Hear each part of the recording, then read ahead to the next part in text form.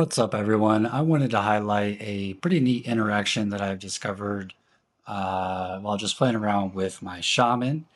And I think it's a pretty fun leveling setup, and I'm probably going to start diving into a little bit more of it to create somewhat of an auto bomber. So the concept is to use the new support gems called Concussive Runes, where supportive attacks create a runic shockwave. This shockwave is a melee slam trigger attack. Um, and so it's an interesting support.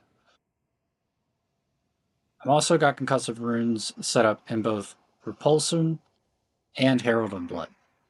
So the way that works is I've got Blasphemy set up. So I have an aura around me that creates this curse on enemies. When I curse enemies, hitting enemies with this curse triggers an explosion to deal damage in an area. And then it puts more stun buildup on them, essentially, and gives it knockback distance. Knockback is nice for bleed as well, as it pushes the enemies away, aggravates the bleed. Now, essentially, the idea is you get concussive runes on heavy stunning an enemy. So repulsion builds up fragility, which creates more stun buildup. And repulsion itself is an attack. This right here does physical attack damage in a cursed area. And this says it just says it doesn't say it can't stun. So this can stun. So we essentially have the ability for repulsion to stun, which would create concussion runes to then trigger. And then both of those can bleed, which would then trigger Herald of Blood. And Herald of Blood is going to come in and trigger a concussive rune when it explodes, because Herald of Blood also explodes, dealing physical damage, and this can also heavy stun.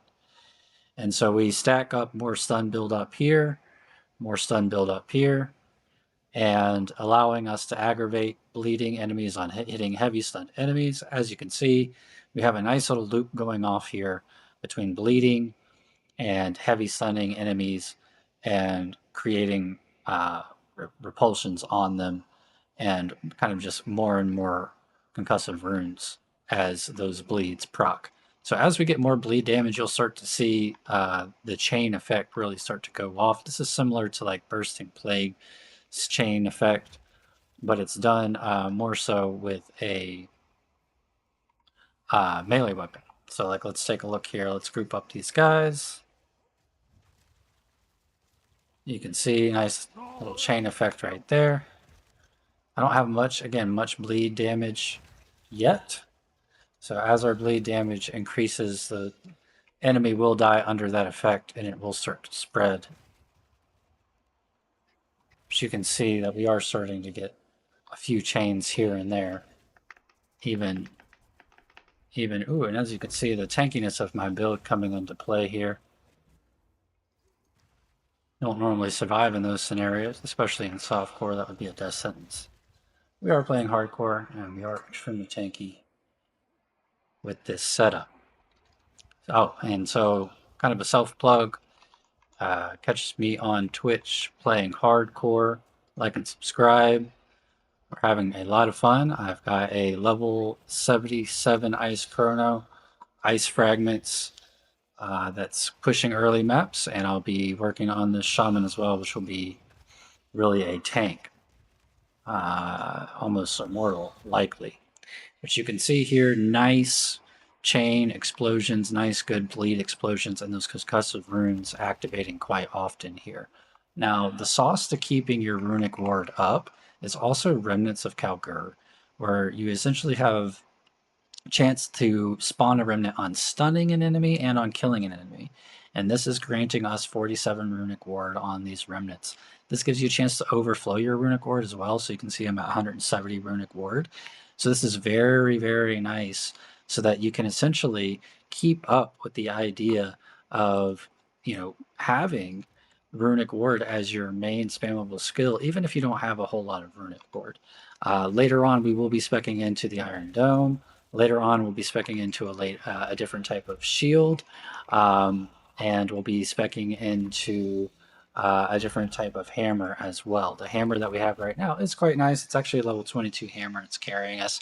I'm using that along with tree fingers to allow me to use a shield at this level. So as you can see, I'm actually doing quite a bit of damage with a level 22 mace at level 46, and that's for good reason. The reason for this mace is because I do like the empowered attacks and the ability for it to bleed on hit. That kind of helps us out with our bleed premise here. And then these empowerment nodes are very strong early on, so you get gain physical as extra fire here, and you get some nice explode as well, dealing fire damage. So as you can see, we're kind of pathing down. We're going to grab Giant's Blood eventually on its own. We're going to get rid of Tree Fingers. We're going to round this build out. Hopefully, Velpacer gets fixed, or I can figure out a way to incorporate it. Eventually, again, we may actually start incorporating as we get some more spirit later on. Herald of Plague. And Herald of Plague will also allow us to do Bursting Plague, shenanigans with Corrosion. And corrosion is going to allow us to stack up poison and break armor.